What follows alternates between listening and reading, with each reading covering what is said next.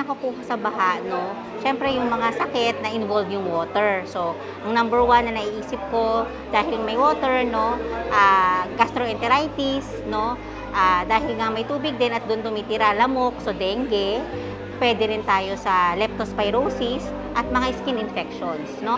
So, usually, ang paglepto, no, nagkakaroon sila ng lagnat, no, tapos sumasakit ang tiyan. Ulo ng sobra, sumasakit ang ulo ng sobra. Pwede rin ang number one din na nakikita natin sa mga pasyente na may leptospirosis kapag sumasakit ang sobra yung mga katawan, lalo na yung muscle sa may paa. Kapag may lepto, no, usually nalalaman lang naman natin ang leptospirosis pag nakikita na ng doktor. Number one, yung clinical signs nga na nakikita ng doktor. Tapos, syempre, pinapa-laboratory natin yan.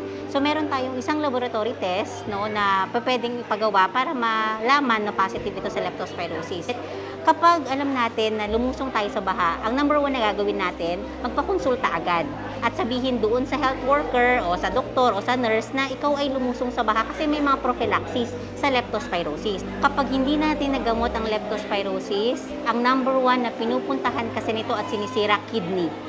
So nagkakaroon ng acute kidney injury, may mga pasyente talaga na the worst case scenario, kahit mga bata pa, ina-explain namin sa magulang, nagdadialysis.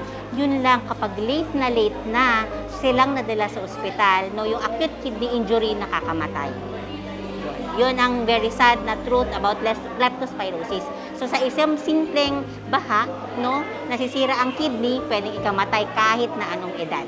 Dapat kapag lumusong ka sa baha, no, at kailangan mong lumusong sa baha, may proteksyon yung parte na may sugat, so gloves yun o kaya bota, para hindi pumasok yung ihi ng daga, yung tubig na may ihi ng daga sa'yo. Kung hindi maiiwasan na hindi lumusong, dapat may proteksyon. At kung lumusong na, prophylaxis.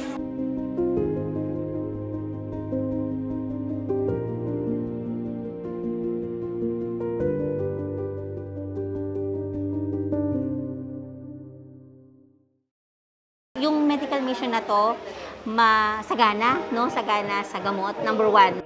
Ang dami palang doktor na umattend, so maganda. So ibig sabihin, yun pa lang, no, ibig sabihin maganda na agad yung relationship nyo sa medical society kasi marami rin palang uma-attend sa medical mission nyo. Tapos, hindi kayo madamot sa gamot, no? Kasi number one, syempre napupuntahan nila dito, hindi kami, no? Syempre yung gamot na makukuha nila. Kasi pwede naman kami mag-reseta nung wala talaga dito, o kaya laboratories, ganyan. Pero syempre, ang number one na pupuntahan talaga nila, sana pag uwi nila, meron silang karga, no? Which is yung medications, yung bibigay nyo kahit vitamins lang. So, yun. So, maganda siya. Maganda. Very fulfilling, no? Yung pag-attend at salamat sa pag-i-invite. So, next time, pwede naman ulit.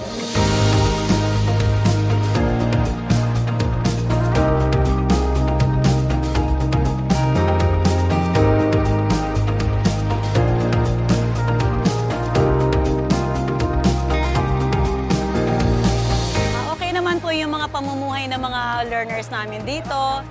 So, nag-aaral naman sila talaga regularly.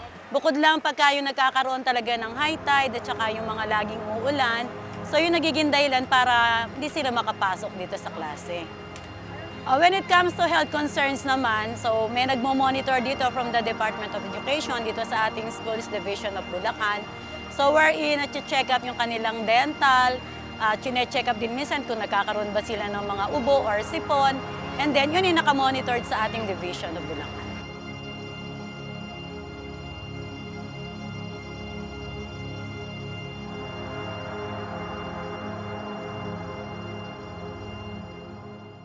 Yes, so very thankful din ako kasi this is my alma mater school. So dito ako nag-graduate. And then, kung naibibigay ko nga yung service sa ibang municipality at ibang barangay, why not na hindi dito? So, kaya ako ay talagang in good faith at saka very, umaasa ako talaga na mag-grant yung request ko. Naku, napakalaking tulong nito talaga, not only to our learners, kundi pati sa mga parents and the community as well. Kasi biro mo, ikaw nga magpunta ka sa dentista, magpabunot ka ng ngipin, and then mag-consult ka lang, magkano na ang consultation. And not only that, diba, meron pang mga free medical check-ups, may vitamins, And then yung ikaw ay pipila, hindi ka magugutom kasi provided pati yung foods. Diba? So very much talaga kami, napaka-blessed ng San Jose Elementary School sa pag-grant ng MCGI ng UNTV sa aming humble request.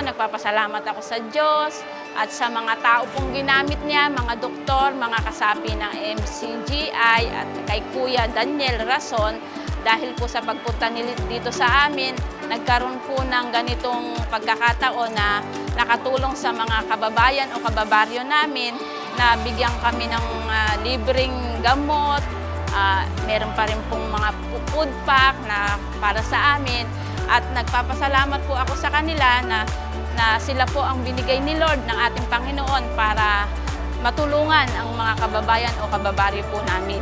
Maraming salamat.